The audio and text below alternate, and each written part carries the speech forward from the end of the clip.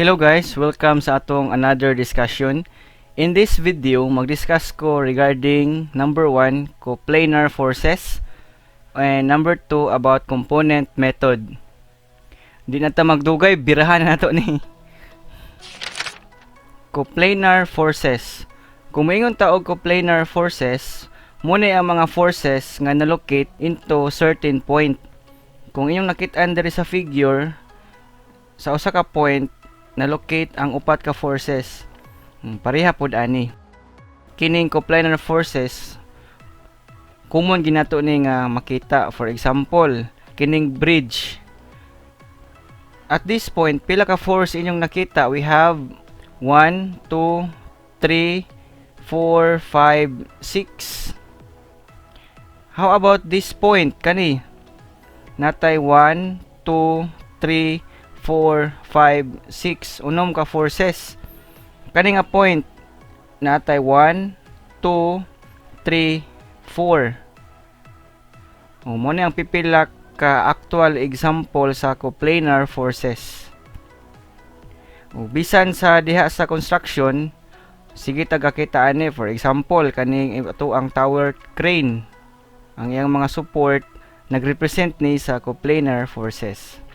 Karon atong hisgutan ang component method. Unsa may purpose aning component method? Component o ato ang bungkagon ang usa ka certain force. Ang purpose para atong mahibaw-an unsa ang resultant force sa mga coplanar forces. Karon atong i-discuss kung unsaon ni paghimo. For example, gitagaan kag force F. Then given ang iyahang angle theta. Ang atong target ani is ma-convert nato into x o y axis. Therefore naatay fx o fy. Nakita ba ninyo nga kining diagonal force gi-convert nato into force along x axis o y axis. Natay fx o fy. Kung inyong nahimuduman ang discussion regarding sa head to tail method, kay pwede man natong i-connect ang head ni fx ngadto sa tail ni fy. Diba natani? Naka-form ta og right triangle. Sa inyo na nakita. Munang base ani nga triangle kay right man, makagamit ta og Pythagorean theorem og sukatuwa. Nakay sine equals opposite over hypotenuse. Therefore, sine theta equals fy over f. Kung kaning f nimo diri nagrepresent ni sa imuhang resultant force. Kay diba kaning fx ug fy gikan namo ni kang f. And we have to find the value of magnitude fy. Natay f equals sine theta. And to find fx, mogamit ta og cosine. We have adjacent over hypotenuse. Natay fx over f or ayang hypotenuse. Therefore, fx equals resultant force f times cosine theta. Karon atong nakita gyud ang equation to find fy ug fx. Karon unsa pa nga mga equation ang angay natong hinumduman? Diba, mo man itong nakuha ganina, fy equals f sine theta and fx equals f cosine theta. Kung mogamit ta og Pythagorean theorem, makuha nato ang value ni f. Unsa ka equation ni f kung given ang fy og fx? Natay from this theorem, diba, natay c squared equals a squared plus b squared. Since this is right triangle, ang atong hypotenuse is ang f. Nga naman, siya man ang pinaka longest side nini nga triangle. Therefore, naatay f squared equals fx squared plus fy squared, or f equals the square root of fx squared plus fy squared. Mo na yung pagkuha ni f or resultant force f. Okay, again fy. To find fx, And then to find force F. Kumusta man ni angle theta? Unsa man nato na siya pagkuha? Mo na tong hinumduman ha. Timan-an gyud nato ni kanunay kung asa na locate ang angle mo na ang cosine. Therefore, para makita ang direction theta, mo na itong equation tangent theta equals Fy over Fx. Ug mo ni tanan nga equation ang angay na itong hinumduman para sa component method. Basig makapangutan na mo ba? Kato kay duha ra man to ka force. What if 2 or more? Unsa ka nga mga equation akong gamiton? Magamit ba nako ang component method? Kung inani nga mga problem ang ihatag. Pare ani yung nakita. Pila ni ka force tanan? Kay 1, 2, 3, 4, 5, 6, 7, 8, 9. Pwede pa ba nakong makuha ang resultant force ani using component method? Pwede kayo. Ato nang hisgutan. Ato ang i-discuss kung sa unsang paagi makuha nato ang resultant force kung 2 or more forces na ang ihatag. For example, na kay force F1 nga na siya angle alpha ug na-locate siya sa quadrant 1. Force F2 nga na siya angle beta ug na-locate sa quadrant 2. Force F3 nga na-locate sa quadrant 3 dayon na kay angle delta. Ug na kay force F4 nga na-locate sa quadrant 4 din na kay angle pi. Kung inyong naobserbahan ang angle, ang alpha, beta ug pi, na-locate sila along x-axis, di ba? Alpha, beta ug pi. Pero ang delta, na-locate siya along y-axis. Karon atong goal is mogamit ta og component method para makuha nato ang resultant force nining upat ka forces. Kay kani sila wala man na-locate along x and y axis na nakadiagonal given ang angle, atong buhaton is bungkago nato ni sila. Nga kaning F1, F2, F3 ug F4 mahimo na silang naa sa x and y axis. Unsa may atong himuon? For F1 kay F1x and then F1y. Instead nga kaning diagonal na along x and y axis. Then kung F2 na kay F2x and F2y. Then for F3 na kay F3x and F3y. For F4 na kay F4x ug F4y. Nakita na to diri nga instead nakadiagonal sila, na sila along x and y axis. Muna ni sa F1, then sa F2, then sa F3 and sa F4. Nawa na tong nakadiagonal nga mga force.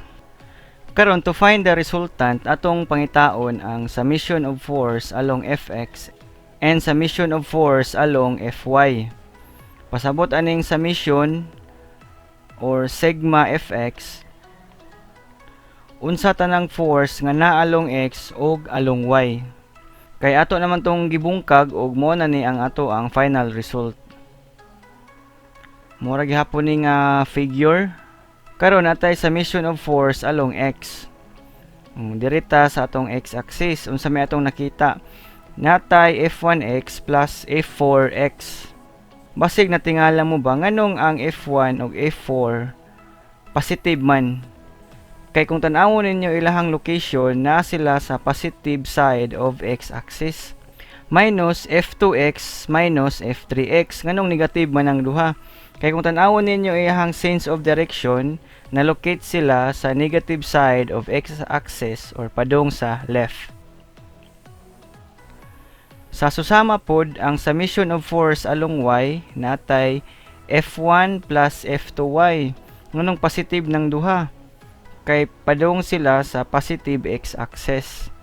F4 ug F3 puro negative kay panaog man. Morning mga butang angay natong bantayanan kay dapat dili ta malipat sa ilahang sense of direction para mabutang nato ang proper nga sign. It's either positive or negative. To find the resultant force and its direction, mora gihapon ang pamaagi. We have Fr nga nagrepresent sa resultant force squared equals summation of force along x squared plus summation of force along y squared. Diba ganina sa duha ra ka force nga atong gipakita ang equation, pareha ra gihapon. Para makuha ang Fr, imo lang ning i-square root. And then for the direction, mo ra gihapon tangent theta equals summation of force along y over summation of force along x. Timan-an lang yun ninyo to find direction, that is y over x. Karon mo na ni ang ato ang gi-solve ganina. Kung kuhaw na to ang f1x, f4x, f2x ug f3x, timan-an yun nato kung asa na locate ang angle, mao na ang cosine. Naatay f1 cosine alpha plus f4 cosine pi minus f2 cosine beta minus f3. Karon naatay cosine alpha, cosine pi, cosine beta ug sine delta. Yun sa kani pagkuha. Atong i-connect ni siya nga idea. Mag-start ta kang f1 para ato yung masabtan. f1 x. Unsay angle ni f1? Alpha. Asa na locate? Along x, di ba? Na unsa may giingon diri kung asa na locate ang angle, mo na ang cosine. Kay si alpha along x man mogamit gyud ta og cosine alpha. Ug mo ni ang value ni f1x. f4x, si f4 ang iyang angle is pi. Asa man na locate? Again si pi na locate along x axis. Na summation of force along x pamanta mo nang sa f4 cosine pi. How about sa f2x? Kung atong tanawon si force f2, ang yang angle is beta. Asa man nga axis naka-attach? Along x-axis gihapon, amo ni si beta. Munang f2x, that is f2 cosine beta. How about si f3? Si f3, ang yang angle is kani, delta. Ang pangutana karon asa nga axis na locate si delta, along x o along y? Klaro kayo sa iyong nakita along y. Na summation of force along x pamanta, munang nigamit ta og sine delta. Nganong wa man ta nag-cosine kay ang angle delta wala sa x-axis. Based ani nga idea, kung asa ang angle, mo na ang cosine.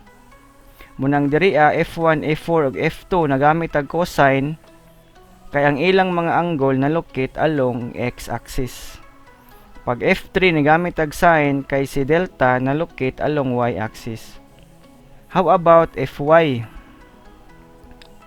Kani, unsa kay value ni f1y? Sa inyong nakita si f1 again, ang iyang angle naa sa x-axis, na y naman ta. Muna nagamit ta og sine alpha diri Ang f2y again si beta naa sa x-axis, na summation of force along y man ta, mogamit ta og sine beta. Ang kaning angle pi, alpha ug beta naman sa x-axis, na y naman ta, munang nag-sine ta diri Si f3 ang iyang angle si delta. Si delta na locate along y-axis. Na summation of forces along y man ta, therefore nagamit ta og cosine delta. Ug mora ni ang pipila ka idea nga angay natong hinumduman. Karon kung atong isumari ang ato ang na-discuss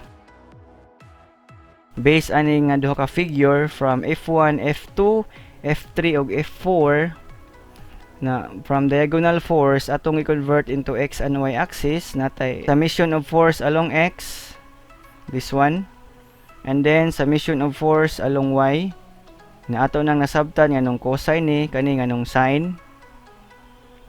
And then to find the resultant force, Fr squared equals summation of force along Fx squared plus summation of force along y squared.